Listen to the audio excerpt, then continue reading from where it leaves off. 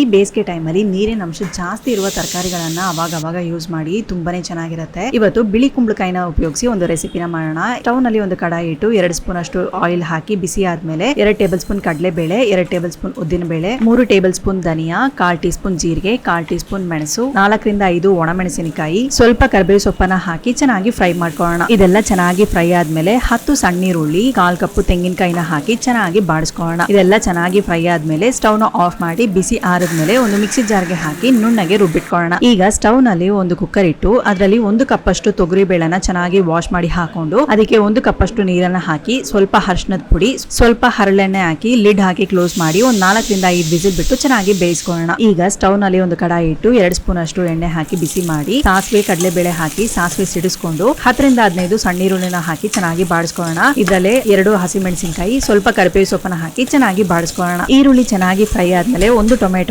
Cut ಮಾಡಿ ಹಾಕಿ ಚೆನ್ನಾಗಿ ಬಾಡಿಸ್ಕೊಳ್ಳೋಣ. ಈಗ ಕಟ್ ಮಾಡಿಟ್ಟಿರುವ ಬಿಳಿ ಕುಂಬಳಕಾಯಿನ ಹಾಕಿ ಚೆನ್ನಾಗಿ ಫ್ರೈ ಮಾಡ್ಕೊಳ್ಳೋಣ. ಈಗ ಕುಕ್ಕರ್ ನಲ್ಲಿ ಪ್ರೆಷರ್ ರಿಲೀಸ್ ಆದ್ಮೇಲೆ ಅದನ್ನ ಓಪನ್ ಮಾಡಿ ಫ್ರೈ ಮಾಡಿಟ್ಟಿರುವ ತರಕಾರಿನ ಈ ಕುಕ್ಕರ್ ಹಾಕಿ ರುಬ್ಬಿಟ್ಟಿರುವ ಮಿಶ್ರಣವನ್ನ ಹಾಕಿ ಸ್ವಲ್ಪ ಕಲ್ಲುಪ್ಪು, ಹುಣಸೆ ನೀರನ್ನ ಹಾಕಿ ಚೆನ್ನಾಗಿ ಮಿಕ್ಸ್ ಮಾಡ್ಕೊಳ್ಳೋಣ. ಈಗ 1/4 ಟೀ ಸ್ಪೂನ್ ಇಂಗು ಇದನ್ನು ಹಾಕಿ ಚೆನ್ನಾಗಿ ಮಿಕ್ಸ್ ಮಾಡಿ ಲಿಡ್ ಹಾಕಿ ಕ್ಲೋಸ್ ಮಾಡಿ 1-2 ವಿಸಿಲ್ ಬಿಟ್ಟು ಬೇಯಿಸ್ಕೊಳ್ಳೋಣ. ತುಂಬಾನೇ ಟೇಸ್ಟ್ ಆದ ಬಿಳಿ ಕುಂಬಳಕಾಯಿ ಸಾರು ತಯಾರು.